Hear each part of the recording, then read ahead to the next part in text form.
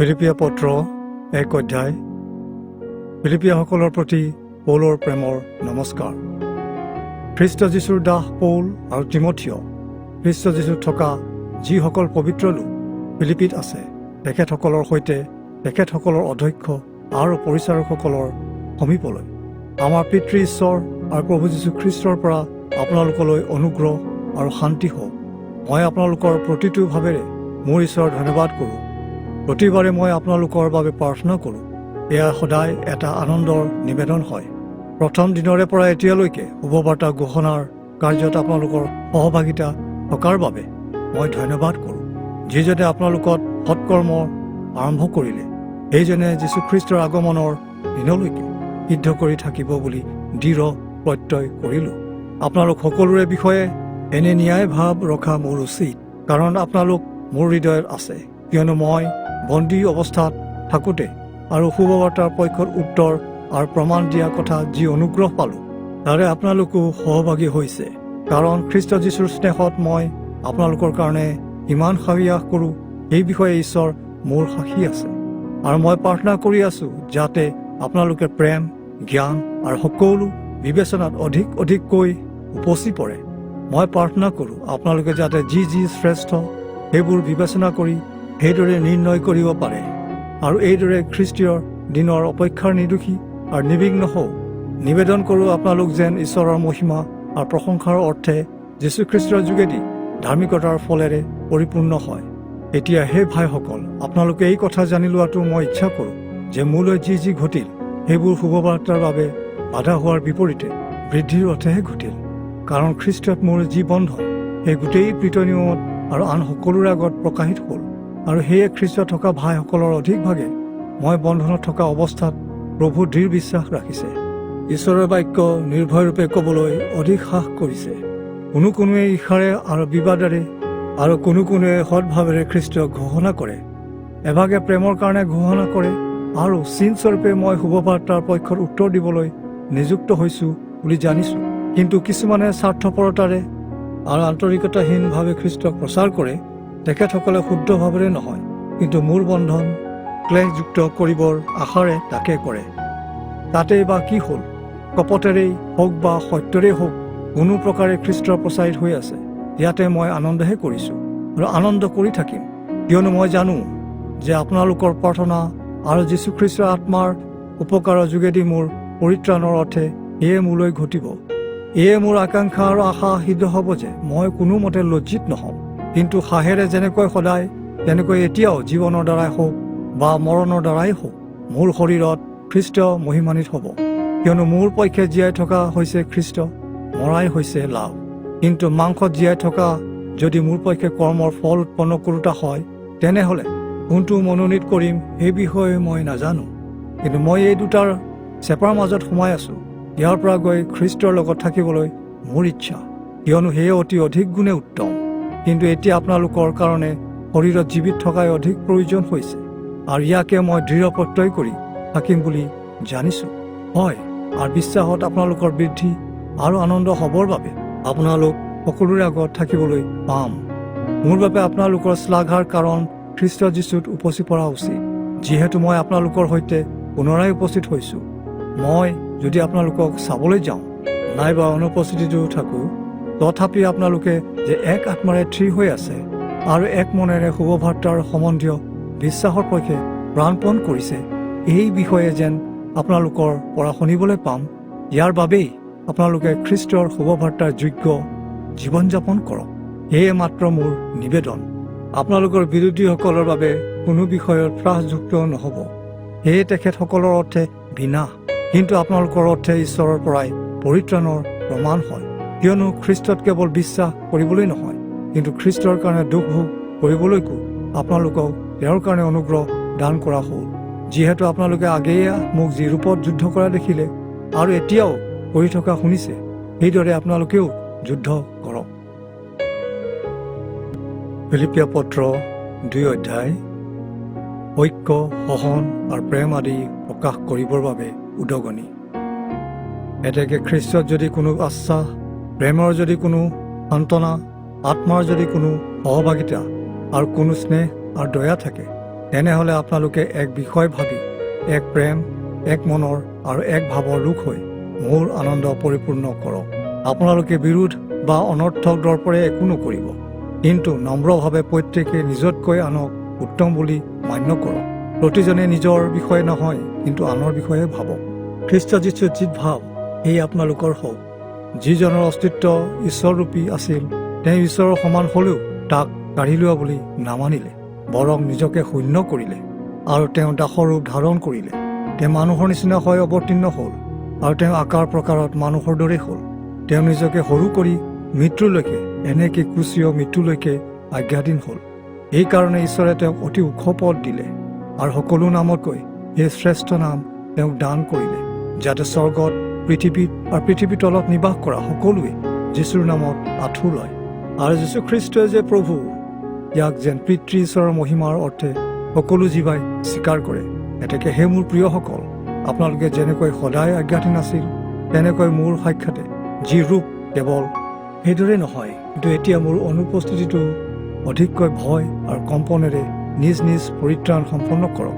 কিয়নো ঈশ্বৰে নিজৰ হিত সংকল্পৰ কাৰণে আপোনালোকৰ অন্তৰত ইচ্ছা কৰোঁতা আৰু কাৰ্য সাধন কৰোঁতা এই উভয়ৰ সাধন কৰ্তা হৈছে।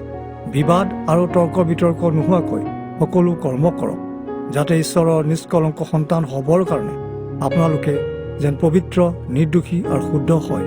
আৰু জগতত যি কুটিল আৰু বিপদগামী লোক আছে, তেখেতসকলৰ মাজত আপোনালোক দীপ্তিস্বৰূপ হওক। জীৱনৰ বাক্য ধাৰণ কৰক।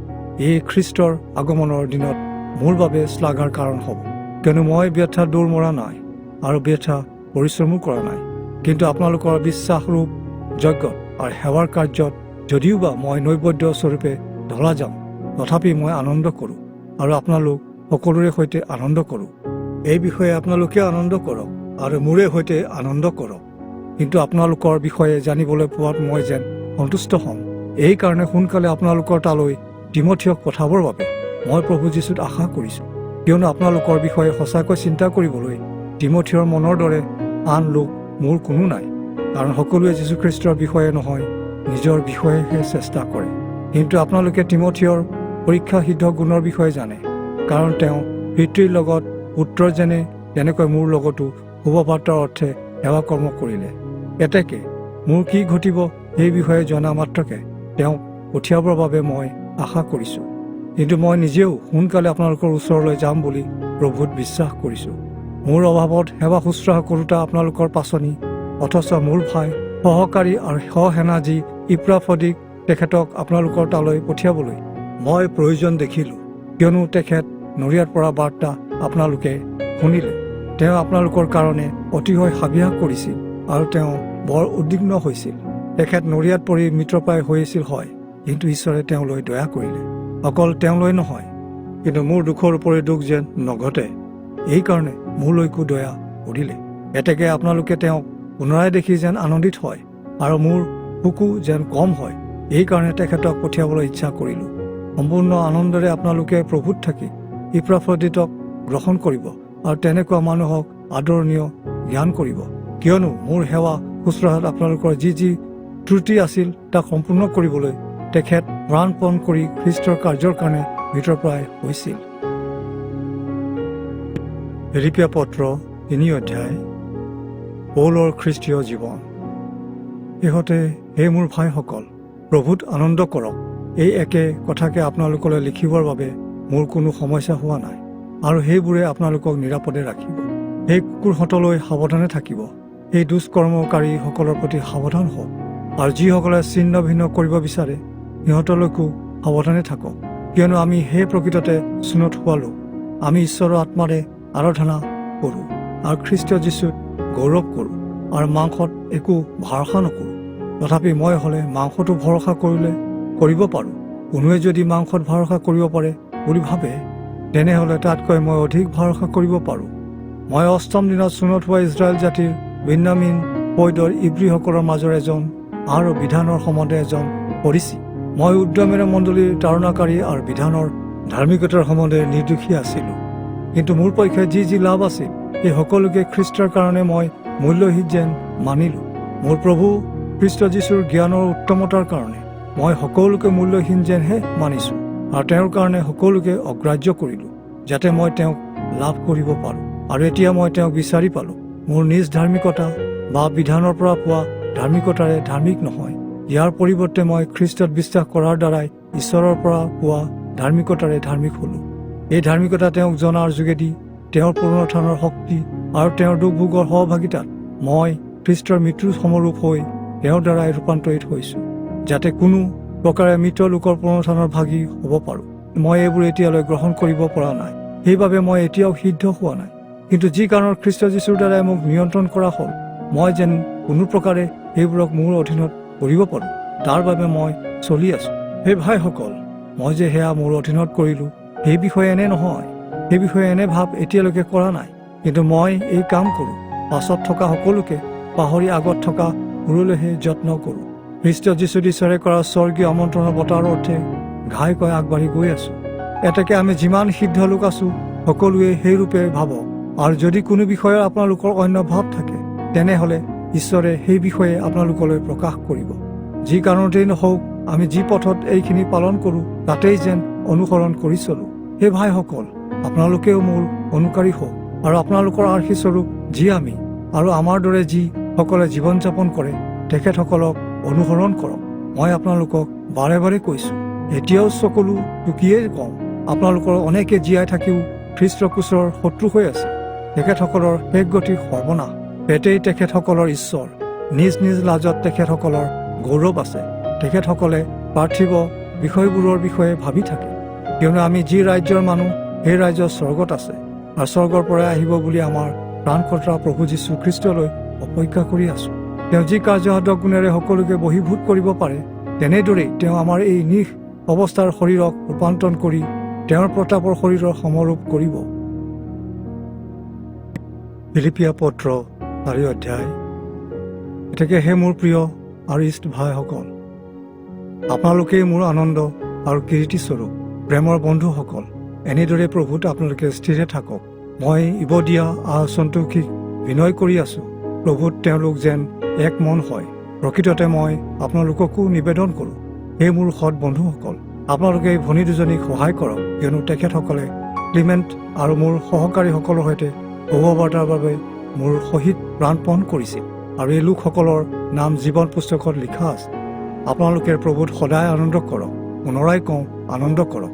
আপোনালোকৰ ক্ষান্ত স্বভাৱ সকলো মানুহে জানক। প্ৰভু অহাৰ সময় ওচৰ। আপোনালোকে একোলৈ চিন্তা নকৰিব, কিন্তু সকলো বিষয়তে আপোনালোকৰ যাচনা, ধন্যবাদযুক্ত প্ৰাৰ্থনা আৰু নিবেদনেৰে সৈতে ঈশ্বৰৰ আগত জনোৱা হওক, যাতে সকলো বুদ্ধিতকৈ উত্তম যি ঈশ্বৰৰ শান্তি, সেয়ে খ্ৰীষ্ট যীশুত আপোনালোকৰ হৃদয় আৰু ভাৱনাক পহৰা দিব।